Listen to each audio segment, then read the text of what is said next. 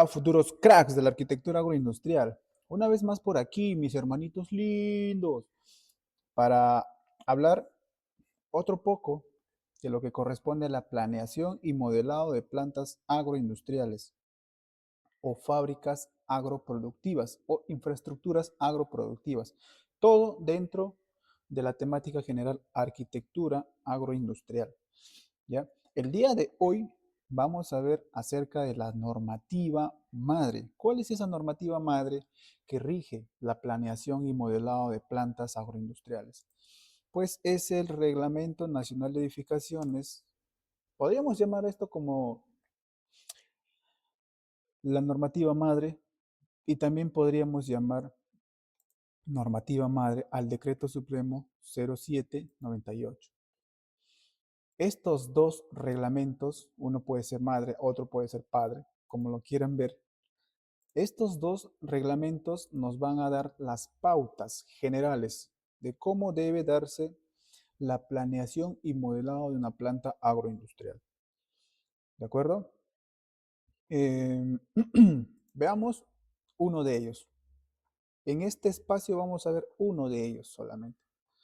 A ver, ¿cuál es el que estamos ya abriendo para poder iniciar?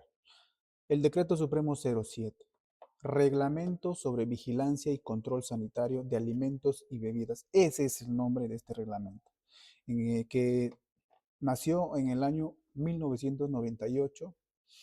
Todo fue, eh, ¿cómo lo podemos llamar? Organizado, gestionado, o en todo caso nació, quien lo parió es el Ministerio de Salud. ¿Ya? Quien parió este reglamento es el Ministerio de Salud en el año 98. Desde entonces, la Dirección General de Salud, ahora Dirección General de Salud Ambiental, DIGESA, ha venido realizando ciertas actualizaciones en algunos apartados de esta norma.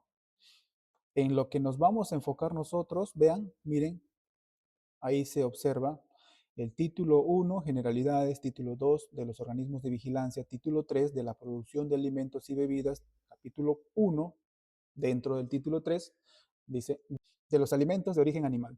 El capítulo 2 de los alimentos de origen vegetal. Y el capítulo 3 de los otros productos, de manera que se pueda englobar a más productos o tipos de productos. No solo de origen animal ni de origen vegetal, sino a más otros tipos de productos. El título 4 de la fabricación de alimentos y bebidas. Aquí es donde nos vamos a centrar.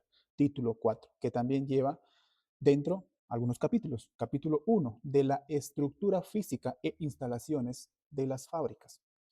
Esta es, esta es nuestra parte favorita. Este es el capítulo que debemos estudiar. Ahora, imaginemos, o bueno, ya estamos imaginando seguramente que dentro de este capítulo vamos a encontrar todas las pautas de manera bien específica, bastante explícito, eh, recomendaciones, sugerencias de cómo se debe plantear el, una infraestructura agroproductiva o de producción de alimentos de origen animal, de origen vegetal y de otros orígenes. Pues no tanto es así. Lo que se da en este capítulo son líneas generales, pautas muy generales que nos van a conllevar a que hagamos ciertas deducciones, interpretaciones y eh,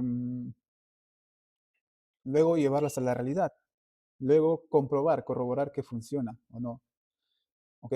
Por eso es que nos tenemos que apoyar también de otros reglamentos. Ahí entra a tallar el Reglamento Nacional de Edificaciones, lo que vimos también al inicio, dentro de este video, al inicio estuvimos hablando un poco del Reglamento Nacional de Edificaciones, o por lo menos lo hemos mencionado.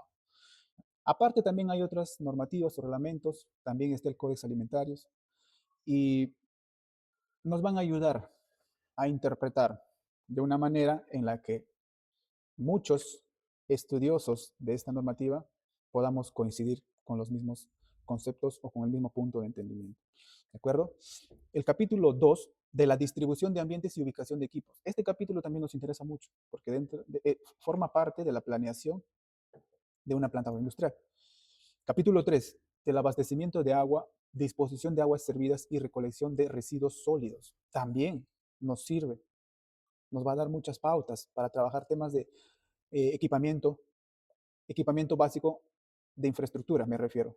No estoy hablando de máquinas o equipos todavía, estoy hablando de equipamiento básico en términos urbanísticos, así es como se le llama al agua potable, energía eléctrica, el saneamiento de la red de desagüe o de alcantarillado, ¿ya? O de los residuos que también entra en este capítulo 3.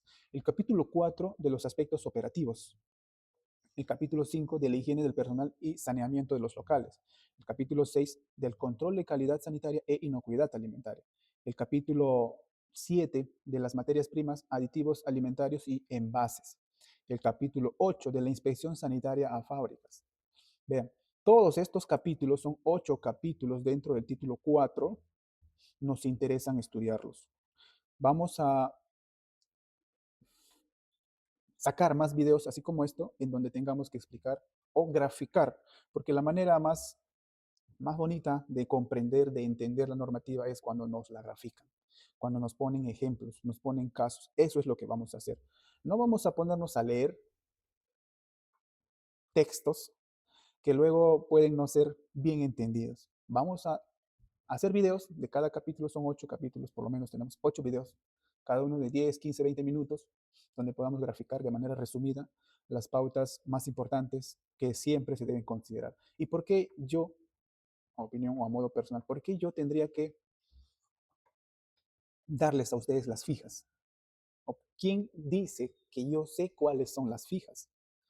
Pues para los que no me conocen, me dedico al diseño y construcción, implementación de fábricas agroproductivas. Ya tengo varios años en esto, he ganado cierto nivel de experiencia, no me considero un experto aún, para algunos sí lo soy, me invitan a dar charlas, ponencias, pero sé que nos falta mucho todavía, pero de todas formas ya tenemos una base, por lo menos una base. Y con esa base, con esa experiencia, con esos años de construir, de implementar plantas o fábricas agroproductivas, es que te podría dar las fijas, ¿ok? ¿Cuáles son aquellos lineamientos que está prohibido que no se lleven a la realidad? ¿Y cuáles son aquellos lineamientos que de alguna u otra forma son ambiguos? Y algunos lo interpretan de una forma, otros de otra manera, pero ya entra a tallar mucho ahí el criterio del inspector, del auditor, ¿no? Cómo ellos lo van a asimilar, teniendo en cuenta el entorno, el contexto de la planta agroindustrial, ¿ya? Todos esos lineamientos, pautas, tips, consejos prácticos, lo vamos a ver en cada uno de los videos. El título 5, ¿no? Del almacenamiento y transporte de alimentos y bebidas. También nos interesa almacenamiento. ¿Ve? Capítulo 1 del almacenamiento, sí nos interesa. Capítulo 2 del transporte, también tenemos que ver. Vean, entonces, título 4 y título 5 son de nuestro interés. ¿Ya? Título 6 de la comercialización, elaboración y expendio de alimentos y bebidas. No tanto vamos a ver eso si queremos solo dedicarnos a planeación y modelado de plantas o fábricas agroproductivas. El capítulo 1, dentro de ese título 6, es de la comercialización. Capítulo 2, de la elaboración y expendio. Capítulo 3, de los manipuladores de alimentos. El título 7, de la exportación de alimentos y bebidas. El título 8, del registro sanitario de alimentos y bebidas industrializados. Hay aquellos que se dedican a la gestión y la obtención de registro sanitario. Aquí te dan muchas pautas importantes para que puedas entender cómo es que se logra un registro sanitario, qué debemos hacer y qué errores no debemos cometer, porque a veces en lo que parece fácil fallamos, porque nos confiamos. Capítulo 1 del registro, capítulo 2 del rotulado, capítulo 3 de los envases. Por ejemplo, en este apartado título 8, así como en algunos otros que ya hemos revisado, han existido ciertas actualizaciones. La ley de los octógonos, por ejemplo. Entonces, han tenido que actualizarse varios artículos, en algunos casos capítulos, para que pueda esta norma estar a la vanguardia, de acuerdo a la coyuntura nacional, internacional, a lo que se va dando, suscitando en este medio, ¿no? En este rubro, que es agroindustrial o de la producción, venta y también consumo de alimentos eh, para humanos. El título 9 de las medidas de seguridad, infracciones y sanciones. Y disposiciones complementarias, transitorias y finales. Todo esto vamos a revisar, todo esto. Vayámonos a lo que nos importa por ahora. Alguna revisión rápida le vamos a realizar ahorita. Título 3 de la producción de alimentos y bebidas, y ahí vienen de origen animal, de origen vegetal y de otros de los otros productos. Luego viene el título 4, esto es lo que nos importa. Vamos a hacer una lectura rápida y vamos a tratar de, eh, solo vamos a hacer una lectura rápida. Luego luego vamos a crear otro video en donde expliquemos todo lo que corresponde al capítulo 1 del título 4, ¿ya? Pero más gráfico, ¿sí? Más gráfico donde se pueda, a ver, aquí se puede dibujar, sí se puede, muy bien, aquí lo vamos a explicar, donde se pueda eh, uno explayar, ¿no? De manera que se comprenda los conceptos que se quiere desglosar, explicar. Bien, el título 4 de la fabricación de alimentos y bebidas, capítulo 1 de la infraestructura física e instalaciones de las fábricas. ¿Ya? Desde entrada ya estamos notando que hay a ver, de forma general se está enmarcando fábricas, ¿no? Se está enmarcando o infraestructuras que pueden producir diversos tipos de alimentos. ¿Ya? Entonces, el artículo 30, que es la continuación de los anteriores artículos, de los diversos o anteriores capítulos y de los anteriores títulos, dice ubicación de las fábricas. Las fábricas de alimentos y bebidas no deberán instalarse a menos de 150 metros del lugar en donde se encuentre ubicado algún establecimiento o actividad. No voy a leer, no voy a leer. ¿Qué nos quiere decir esto? Que una fábrica, imaginemos que esto es una fábrica, y ahora imaginemos que esto es su terreno, su lote. ¿Ya? Imaginemos que lo de verde es el terreno y la fábrica es en color rojo. ¿Ya? Imaginemos también, ¿ya? Esto es la construcción, la infraestructura. Imaginemos también que por esta parte inferior, lo que voy ya dibujando con color amarillo o ámbar es la carretera. Tenemos carretera, tenemos lo verde en el terreno y lo que es en rojo, la infraestructura. Pues la ubicación de una planta agroindustrial, ¿ya? La infraestructura, que se da sobre un terreno, ¿ya? Este terreno, esta infraestructura, deben estar ubicados en una zona a la que no le llegue la contaminación, no haya focos de contaminación.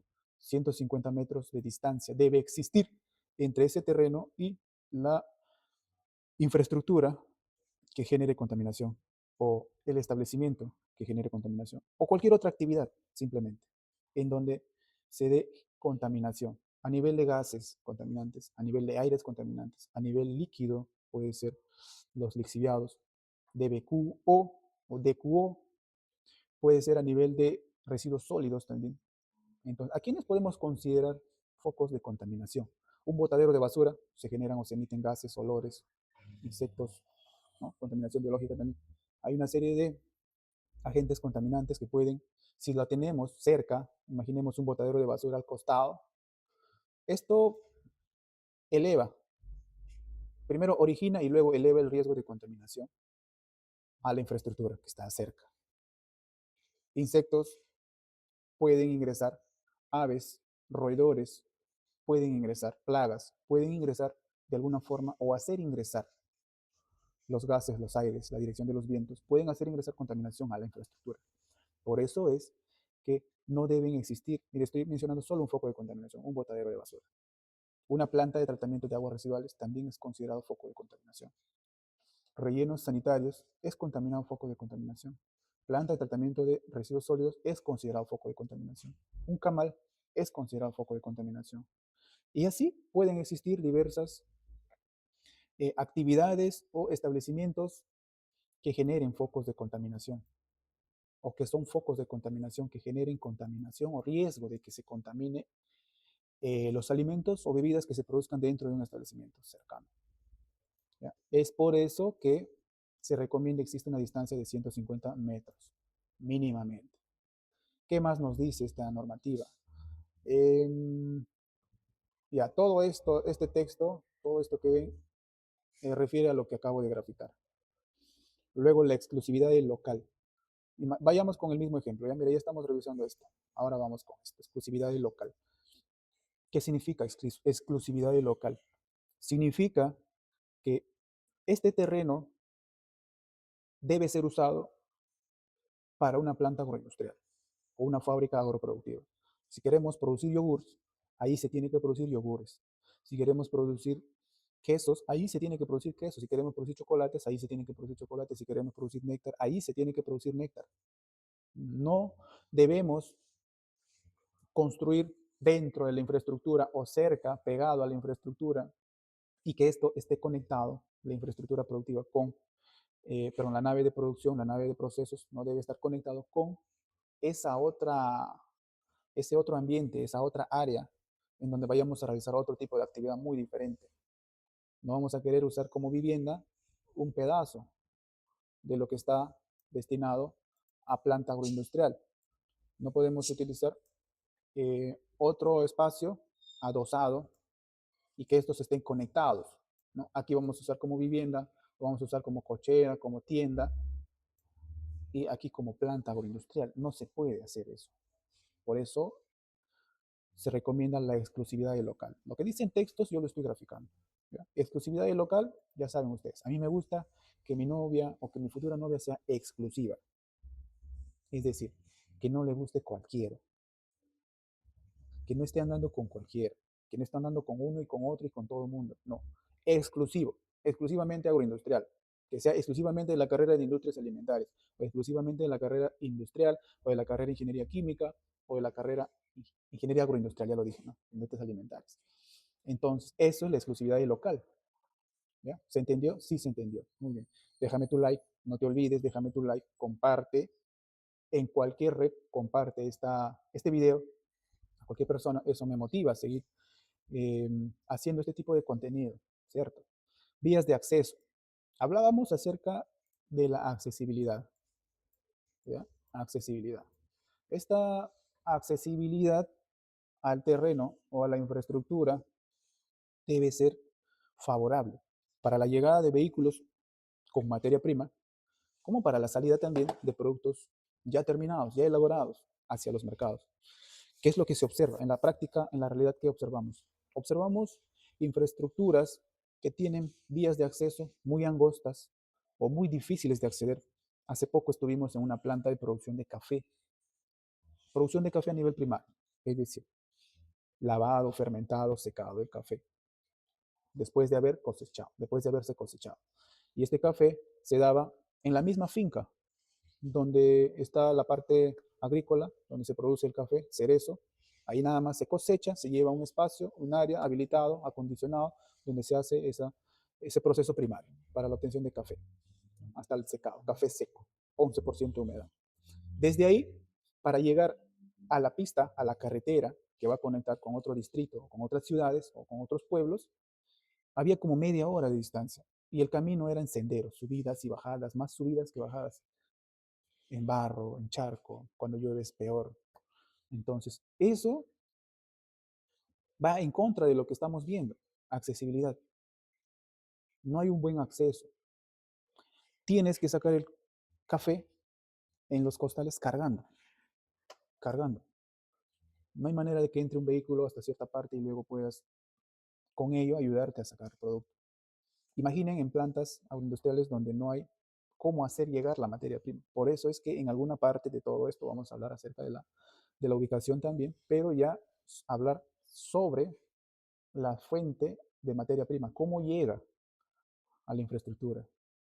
¿Será favorable que la fuente de materia prima esté allí nada más cerca o que esté lejos, un poco lejos? Porque existen dos opciones. Tienes tú la planta, imaginemos, esto es la planta, y ahí nada más puedes tener la fuente de materia prima. Pero imagina dónde va a estar tu mercado. Tu mercado está más lejos. ¿Te conviene eso, esa situación? Planta, materia prima cerca, mercado, más lejos. ¿Esa situación te conviene o te conviene tener a tu mercado cerca a la planta? Es decir, que tú construyas tu planta donde está tu mercado potencial. ¿Te conviene eso? Y que tu materia prima esté lejos, fuente de materia prima, que tengas que trasladar materia prima hasta tu planta. Y como tu planta está cerca al mercado, ¿cuál situación te conviene? ¿O te conviene tener tu planta en medio y tu fuente de materia prima ni tan lejos y tu mercado también ni tan lejos? ¿Cuál de esas tres situaciones te conviene? Te dejo esa pregunta, a ver, me respondes en el chat. Yo sé que lo sabes. ¿Ya? Pero eso es sobre la vía de acceso. He visto que En zonas rurales donde hay plantas de producción de derivados lácteos, queso, manjar blanco, yogures, la llegada de la materia prima de la leche es con porongos y con mulas, o con burritos, con mulas, con caballos, están llegando. No solamente con eso, también llegan con motofurgoneta, con camionetas, ¿no? Pero algunos proveedores de la materia prima llegan en esas condiciones, porque seguramente desde el lugar de donde la traen no hay carretera. Entonces, las vías de acceso es muy importante. Recuerden, miren, estamos en el artículo 32, vías de acceso. Ya de entrada nos están recomendando la normativa. No nos está dando exacta o específicamente pautas, pero nos dice que la ubicación debe ser lejos de focos de contaminación. La exclusividad del local se debe primar, que sea uso agroindustrial o productivo agroindustrial, netamente. Ya si quieres hacer tu vivienda en el segundo piso, tu departamento en el segundo y tercer piso, hazle una escalera independiente que no tenga ningún tipo de conexión. Esa es la recomendación o el agregado que le podemos dar de acá, de mi parte, en base a la experiencia que ya llevamos. Si quieres hacer uso de un segundo piso o de la parte del fondo de tu terreno, no le generes ningún tipo de conexión. Dales total independencia para su ingreso y su salida hacia esos otros ambientes. Lo que es planta, uso exclusivo totalmente. Eso es lo que nos recomienda la normativa. Y eso es lo que lo entendemos y así es como lo venimos trabajando y sí lo vienen aceptando los auditores. Vías de acceso, ya hablábamos. Debe existir adecuadas vías de acceso. Algunos las tendrán en pésimas condiciones. Otros, en cambio, haciendo una buena ubicación del terreno de la planta, lo tendrán en mejores condiciones, ¿no? Con un piso o un suelo ya pavimentado o asfaltado, ¿no? O por lo menos afirmado. Afirmado, para quienes no saben, es darle un tratamiento previo al pavimentado, ¿no? Con una buena nivelación, un buen corte a esa carretera y luego una aplanada, ¿no? Después de haber cubierto con un material que le permita servir como cama y se pueda, cama me refiero, o en términos populares, me refiero a que sea habilitado netamente para que puedan desplazarse los vehículos o las personas. ¿Ya? Todavía no es asfaltado ni en concreto, ni pavimentado, mejor dicho. Estructuras y acabados, artículo 33.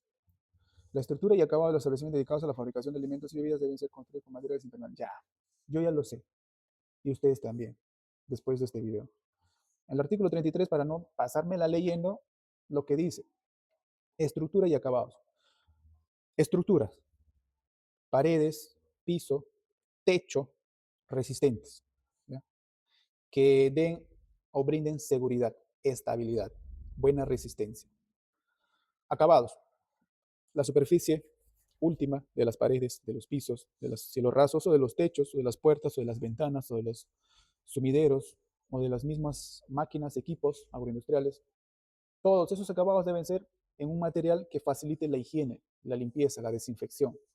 Si tienes una pared en un material tipo cartón prensado, ¿facilitará la higiene? A ver, responde en el chat. Si tienes un cielo raso es, tienes tu techo a dos aguas ahí, ¿ya? Mira, casita, techo. El cielo raso es lo que va ahí, debajo del techo. Es una superficie, podríamos decir, nivelada, plana, que aísla el interior de la edificación, del ambiente, con el techo, la estructura techada. Ese es el cielo raso. Imaginen ese cielo raso en un material triple A, que es lo que normalmente se hacía, el triple A. Pues siendo madera, siendo triple A, este puede absorber humedad, humedad que se genera cuando hacemos servir en una olla, por ejemplo, hacemos servir la leche para luego hacer nuestro yogur, o para hacer nuestro queso, o para hacer manjar blanco, o cuando hacemos servir una pulpa diluida en agua, que posteriormente vamos a hacer néctar, o cuando hacemos servir, o cuando hacemos cocer, perdón, fruta en trocitos con los demás aditivos para hacer mermelada. Entonces, esos vapores, esa agua, esa humedad que se genera a nivel de gas, de vapor gaseoso, se impregna, porque estos están suspendiéndose o están elevándose hacia la parte más superior y se impregnan en las partes altas, en los cielos rasos o en las paredes. Y ahí se acumula, se genera la condensación, se acumula y esto inicia la formación o proliferación de moho, hongos. Y esto ya es un riesgo altísimo de contaminación biológica para el alimento que se está procesando se está produciendo dentro de la infraestructura. Por eso es que el cielo raso, las paredes, así como el piso, ponte que derrames agua al piso y tu piso no es en un material que facilite la limpieza, es un piso parquet, por ejemplo, que es en madera el parquet. Claro que el parquet bien tratado, bien lacado, etcétera, etcétera, con un buen acabado, dicen que aguanta la humedad. Pero ponte que es un parquet que tiene ya un pequeño orificio, un agujero, una fisura. Por ahí va a ingresar la humedad y ya está, ya se malogró todo. Es por eso que se recomienda que la estructura sea resistente, estable y los acabados sean en un material que facilite la higiene y la limpieza. Aquí la normativa no te va a decir que sea en piso de mayólica, no te va a decir que sea en pared tarrajeada, pintado, con esmalte epóxico. No te dice, porque no te va a recomendar un material en particular. Te dicen de forma general que sean materiales que faciliten la limpieza, la higiene, que sean fáciles de lavar. La unión entre la pared y el piso. Vean, vamos a dibujar. Pared, piso. Lo estamos mirando de perfil. Media caña. Eso es la media caña. ¿Ya? Lo que dice aquí. La unión de las paredes con el piso deberán ser en media caña. Media caña. Es una curvatura que facilita el deslizamiento de las aguas residuales cuando haces la limpieza de las paredes. Resbala hacia el piso y del piso va hacia el sumidero. Por eso es que también se hace mención que los pisos deben tener un declive hacia canaletas o sumideros. Es decir, el piso debe tener sumideros. ¿Ya? Dependiendo de la demanda, habrán pisos de áreas donde no se hace uso excesivo de agua. En este tipo de pisos no hay necesidad de que existan varios sumideros. Pero cuando el piso o cuando la demanda es baja de los sumideros para el ambiente que se está procesando, eh, no hay mucha necesidad de colocar varios sumideros o canaletas de desagüe. ¿Ya? Es por eso que va a estar relacionado o va a estar en respuesta a la demanda de sumideros o canaletas. Eh, ya hablamos de las paredes, del cielo raso, piso, que no necesariamente tiene que ser en mayólica. Quitémonos ya eso de acá. Hace años que ya vengo comentando que no es necesario la mayólica. Si te facilita usar mayólica para hacer una buena limpieza luego, después de haber usado la planta, luego tengas que hacer una limpieza, lavado y desinfección, y si te facilita tener mayólicas, tener esas líneas de las mayólicas, pues está muy bien. Si en caso no usen mayólica, sean superficies lisas completamente. Piso pulido, revestido con algún tipo de pintura o simplemente pulido en un color claro, puede ser muy favorable para cumplir con este lineamiento. Medias cañas, ya estamos hablando de medias cañas, sumideros, estamos hablando, las ventanas. Las ventanas tienen que ser en un material resistente a la limpieza y la higiene también. Su función es dejar ingresar luz, iluminación natural. Su función no es dejar ingresar ventilación, aires, a menos que el aire que vas a hacer ingresar del otro lado, hacia el interior de la infraestructura, a menos que el aire esté comprobado que sea inerte, que no tenga carga de contaminación. O puede haber un filtro que permite el ingreso de aire y ya en el interior esté llegando aire limpio. De ser de esa forma, es válido. De lo contrario, solo sirve para iluminación. El material que resista la limpieza, la higiene. Y también hay una recomendación especial de que este material no se puede que en alguna ocasión se quiebre o haya un golpe de de algún suceso que pueda darse en planta.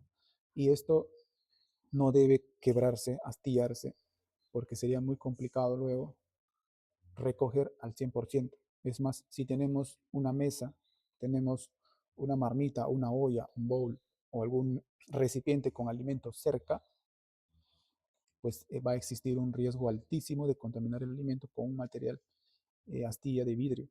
Y eso es peligrosísimo. Por eso es que se recomienda de forma especial un material que lamine al vidrio, ¿no? Lo llamamos vidrio laminado. De manera que cuando se pueda romper, no se astille, no se derrame por todas partes las partículas de vidrio. De los techos ya hemos hablado, que deben ser de fácil higiene y para facilitarnos la vida también, un cielo raso entre el techo y el espacio interior del ambiente Un cielo raso ayuda un montón. Iluminación. Para resumir todo esto, la iluminación, las lámparas, los focos, tenemos un cuarto aquí, por ejemplo. Lo vemos en perfil nuevamente. ¿Ya? Aquí está la personita, está haciendo su actividad, lo más normal. ¿Ya? Aquí hay una mesa. Y aquí está la iluminación o la fuente de iluminación, lo que conocemos como foco o LED. Esto debe ser un material resistente. Debe facilitar la higiene. No podemos usar un tipo de iluminación que tengas que desarmar, limpiar parte por parte, las ranuras, las rendijas, todo ello. No facilita la higiene. Se complica uno la vida. Tiene que ser de fácil higiene. La iluminación tiene que propiciar, tiene que generar un nivel de iluminación, una intensidad de iluminación que a este operario le permita visualizar con claridad, sin esfuerzos. Ya entra a tallar allí seguridad y salud en el trabajo. Sin esfuerzos y haga su operación, su actividad de forma correcta.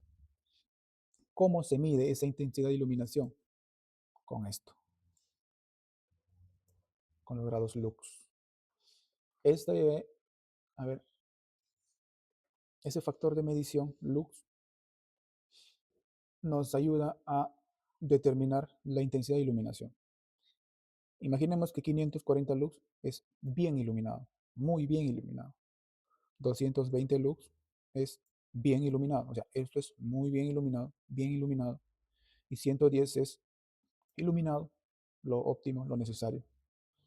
Entonces, vamos a requerir que en las zonas auxiliares, pasadizos, baños, almacenes auxiliares secundarios, vamos a requerir que se dé 110 lux, que exista un foco o dos focos o tres o los que sean necesarios, pero todos en conjunto brinden una intensidad de iluminación de 110 lux. ¿Esto cómo lo medimos? Con un aparato. Luminómetro o luxómetro nos ayuda a medir la intensidad de iluminación. 220 lux, o sea, bien iluminado, para áreas de producción, donde se esté procesando, produciendo. 540 para aquellos donde se realice mayor rigor visual, donde se dé un área de envasado o de revisión, de control de calidad, revisión si es que han sellado bien los empaques, o donde se haga examen detallado del producto. 540 lux, muy bien iluminado. Eso es. Ventilación. Les decía, la ventilación no necesariamente o no tiene que ser por las ventanas. Debe existir un sistema de ventilación planificado, en donde, miren, para que se dé una ventilación, tiene que ser de esta forma. Tenemos al ambiente, esto es en vista de perfil. Por aquí podemos tener una ventana, ¿ya? Voy a poner con ventana. Y por aquí podemos tener otra ventana. Vamos a cambiarle el nombre. Ya no lo vamos a poner ventana.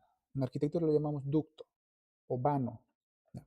Vamos a decir, por aquí tenemos un vano, por aquí tenemos otro vano o ducto que va a permitir el ingreso de aire. ¿Qué van a decir alguien ahorita?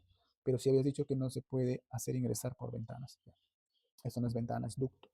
Un ducto que tiene que disponer una ductería o una instalación a nivel aéreo, a una altura que permita realizarse los demás trabajos en planta, ¿no?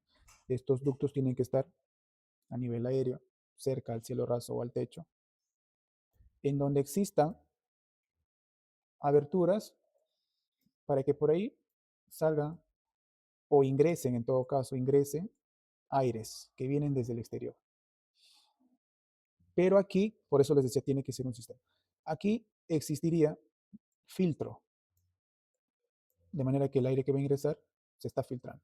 Por aquí tiene que existir un sistema de enfriamiento, porque si no, solo vamos a hacer ingresar aire.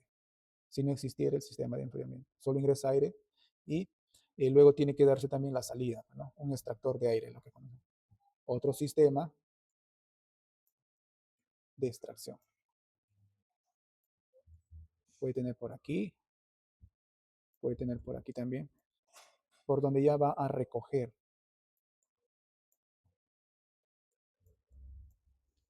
Es decir, tienes el ambiente.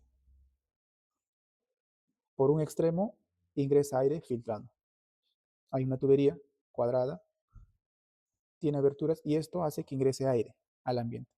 El ambiente donde ya había aire recibe aire nuevo, pero al mismo tiempo, porque está ingresando más aire, se tiene que extraer aire, pero no el aire nuevo que está ingresando, sino el aire que ya estaba allí contenido, que ya está viciado, que ya en el interior las personas lo han inhalado y lo han exhalado, CO2 y demás elementos que estén ahí presentes. Ese aire tiene que ser ya extraído. Un sistema similar donde el ventilador ya no hace ingresar aire, sino el ventilador va a hacer retirar, salir aire. Eso es un sistema de ventilación. Ahora les decía, si colocamos un enfriador, el aire que ingresa va a ser aire frío, aire acondicionado. De manera que se da climatización. Climatización en este ambiente. Eso es una forma, conductería. Un extractor y un inyector. Se genera en el interior una corriente de aire, en donde se está dando la renovación del aire. Ingresa, sale. De esa forma es ¿no? una manera de ventilar mecanizadamente. Es decir, no es ventana, son ductos, ductería o vanos. Debe existir filtro si es que se hace ingresar desde el exterior. Si quieres, lo acondicionas, ingresa el aire y luego sale, también aire viciado. Después de haberse utilizado el aire, ya está siendo extraído. Imaginemos entonces, para que se logre esto, en una infraestructura el terreno debe tener espacio acá y debe tener espacio libre acá. Esa es tu situación, tu condición. Bueno, hasta aquí con esta pequeña presentación, el artículo 35, lo que viene en adelante es el capítulo 2. Hemos revisado el capítulo 1, algo breve y rápido. Entonces, ya pues hasta el siguiente capítulo, que vamos a explicar, detallar, desglosar estos conceptos. Capítulo 1. De la estructura física e instalaciones de las fábricas. Ubicación de la fábrica. Artículo 30. Artículo 31. Exclusividad y local. Artículo 32. Vías de acceso. Artículo 33. Estructura y acabados. Artículo 34. Iluminación. Artículo 35. Ventilación. En el siguiente capítulo se va a mirar de la distribución de ambientes y equipos, de la distribución de ambientes y ubicación de equipos. Artículo 36, distribución de los ambientes. Artículo 37, material de equipo y utensilios. Artículo 38, diseño higiénico del equipo y utensilios. Artículo 39, equipo de refrigeración. Son pocos artículos dentro del capítulo 2, pero de este poco que se ve, puede uno obtener muchos conceptos, muchos lineamientos, mucho criterio.